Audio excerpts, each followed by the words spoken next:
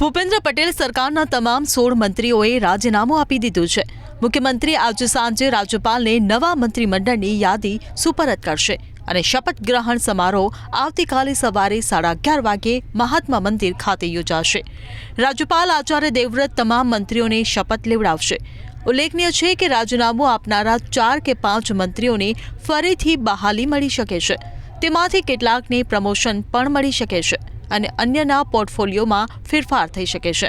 સામાન્ય રીતે દર બુધવારે યોજાતી કેબિનેટ બેઠક 15 ઓક્ટોબરે થઈ ન હતી। શરૂઆતમાં આજે ગુરુવારે યોજાનારી કેબિનેટ બેઠક પણ અચાનક મુલતવી રાખવામાં આવી હતી અને હવે વિસ્તરણ પછી જ કેબિનેટ બેઠક યોજાવાની શક્યતા છે। ભાજપના તમામ ધારાસભ્યો અને મંત્રીઓને 2 દિવસ ગાંધીનગરમાં રહેવાની સૂચના આપવામાં આવી છે।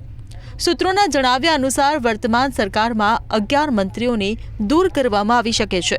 વધુમાં કેટલાક મંત્રીઓને બઢતી આપવામાં આવી શકે છે। ભૂપેન્દ્ર પટેલ સરકારમાં લગભગ 20 નવા મંત્રીઓને મંત્રી તરીકે નિયુક્ત કરવામાં આવી શકે છે। રાષ્ટ્રીય સંગઠન મહાસચિવ સુનિલ બંસલ ગુજરાત પહોંચ્યા છે। તેમણે સર્કિટ હાઉસ ખાતે સંગઠન મહાસચિવ રત્નાકર અને ગાંધીનગર શહેર ભાજપ પ્રમુખ આશિષ દવે સાથે મુલાકાત કરી હતી। મુખ્યમંત્રી ભૂપેન્દ્ર પટેલ પણ મુંબઈથી પાછા ફર્યા છે અને મોટાભાગના ધારાસભ્યો પણ ધારાસભ્ય નિવાસસ્થાને પહોંચી ગયા છે। આ સૌથી મોટા રાજકીય પરિવર્તન વચ્ચે ભારતીય જનતા પાર્ટી ફરી એકવાર 2021ની માફક નો રિપીટ થિયરીની ફોર્મ્યુલા લાગુ કરશે કે પછી કેટલાક જૂના મંત્રીઓને રિપીટ કરશે તેને લઈને પણ ચર્ચાઓ થઈ રહી છે।